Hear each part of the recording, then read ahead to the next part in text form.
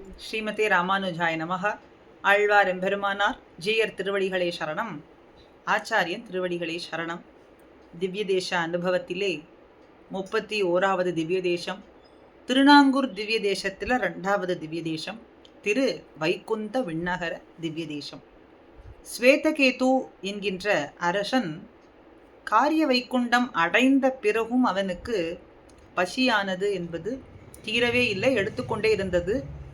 ஏதோ தான தர்மங்கள்ல குறை இருப்பதனாலே இப்படி தோன்றுகின்றதோ என்னவோன்னு நாரதர் மறுபடியும் அவனை பூலோகத்துக்கு சென்று தான தர்மங்கள்லாம் நிறைய செய்துவிட்டு பின்னே வருவாயாகன்னு சொன்னார்.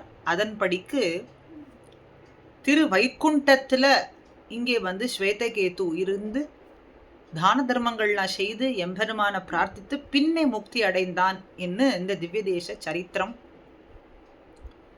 எம்பெருமான் பரமபதத்தில் எப்படி காட்சி கொடுக்கிறானோ அதே போலே அமர்ந்த திருக்கோலத்தில் இங்கே ஸ்ரீ வைகுண்டம் திருவைகுண்டத்திலே காட்சி கொடுக்கிறான். திருமாமணி மண்டபத்தில் எம்பெருமான் எப்படி காட்சி கொடுப்பானோ தேவியாரோடு அதே போலே காட்சி கொடுக்கிறான்.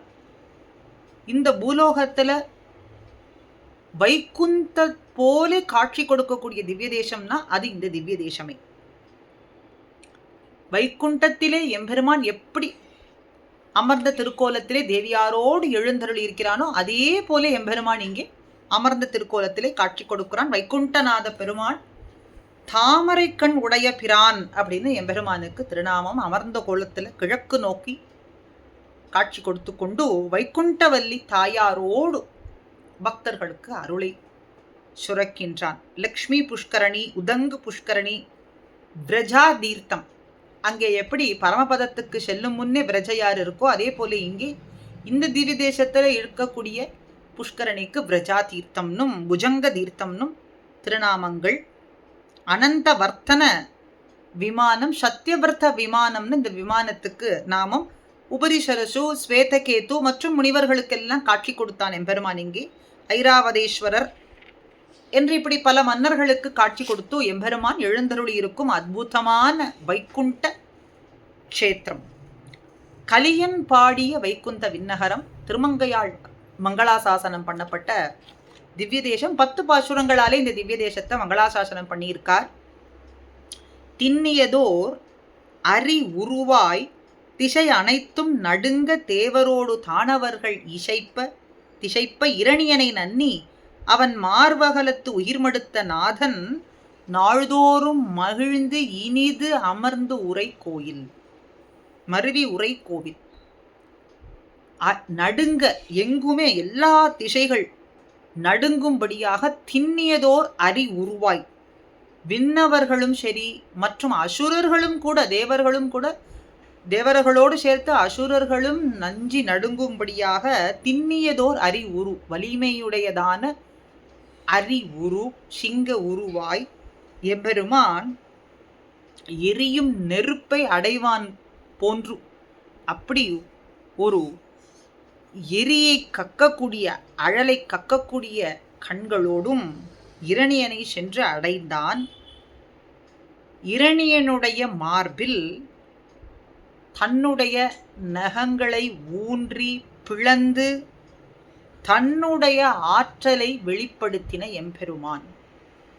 அடியாருக்கு ஒரு விரோதம்னு வரும்பொழுது அந்த விரோதத்தை போக்கி விரோதியையும் போக்குபவனான எம்பெருமான் நாள்தோறும் மகிழ்ந்து இனிது மருவி உரை கோவில்.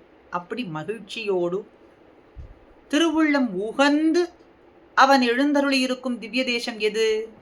அதுதான் திரு வைகுந்த விண்ணகரம் என்று சொல்றார்.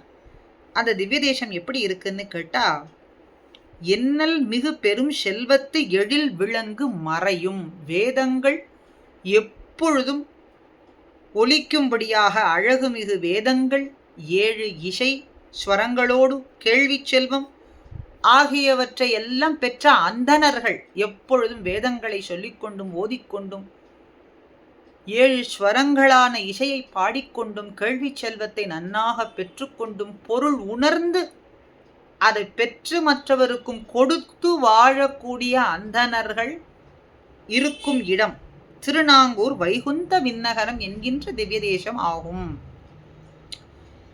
பெரும் செல்வமான எழில்மிகு மறை, அழகான வேதம், 7 இசையும் கேள்வியும், கேள்வி செல்வம் பெற்ற குணத்தவர்கள் யார்? மண்ணில் மிகு மறையவர்கள் வாழும் திருநாங்கூர் வைகுந்த விண்ணகரம் வணங்கு மட நெஞ்சே. ஆக திரு வைகுந்த விண்ணகரம் என்கின்ற திவ்ய தேசத்தை நெஞ்சே நீ வணங்கு என்று தன்னெஞ்சுக்கு சொல்றது போல இங்கே திருமங்கையாழ்வார் இந்த திவ்ய தேசத்தை மங்களாசாசனம் செய்கிறார். பிள்ளைபெருமாள் ஐயங்காரும் வணங்கேன் பிற தெய்வம், மற்ற தெய்வத்தை ஒருபொழுதும் நான் வணங்க மாட்டேன். மால் அடியார் அல்லார் குணங்கேடர் தங்களுடன் கூடேன். திருமாலைத் தவிர மற்ற தெய்வத்தை நான் வணங்க மாட்டேன். திருமால் அடியவர்களைத் தவிர மற்றொருவர்களுடன் ஒருபொழுதும் நான் கூடவே மாட்டேன், இணைந்திருக்க மாட்டேன், சேர மாட்டேன். இணங்க நின்று வைகுந்த விண்ணகரம் வாழ்த்துவேன். ஈதன்றோ வைகுந்த விண்ணகர வாழ்வு. அப்படி திருமால் அடியார்களோடு சேர்ந்திருந்து இணைந்திருந்து வைகுந்த விண்ணகரத்தை ஏத்துவேன். வைகுந்த விண்ணகரம் என்ற திவ்ய தேசம், வைகுந்த விண்ணகரம் என்ற திவ்ய தேசத்திலே எழுந்தருளியிருக்கும் எம்பெருமானை வாழ்த்துவேன். இப்படி வாழ்வதுதான் வைகுந்த வாழ்வு, பரமபத வாழ்வு, பெற வேண்டிய பெறற்கரியதான வாழ்வு என்று சொல்றார். பரமபத வாழ்வாகும். வைகுந்த விண்ணகரம் வாழ்த்துவேன்.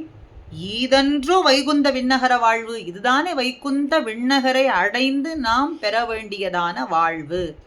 இந்த வாழ்வை பெறுவதற்குத்தான் நாம் பாடுபட்டு கொண்டிருக்கோம். ஆக வைகுந்த விண்ணகரம் என்கின்ற திவ்ய தேசை வாழ்த்தினாலே, அந்த எம்பெருமானை நாவார துதித்தாலே வைகுந்த விண்ணகர வாழ்வு என்பதை எளிதாக பெற்றுவிடலாம் என்று பிள்ளைபெருமாள் ஐயங்காரும் வைகுந்த நாதனான எம்பெருமானை குறித்து மங்களாசாசனம் செய்கிறார். நாமும் வைகுந்த விண்ணகர எம்பெருமானை மனமார வாயார வாழ்த்துவோம்.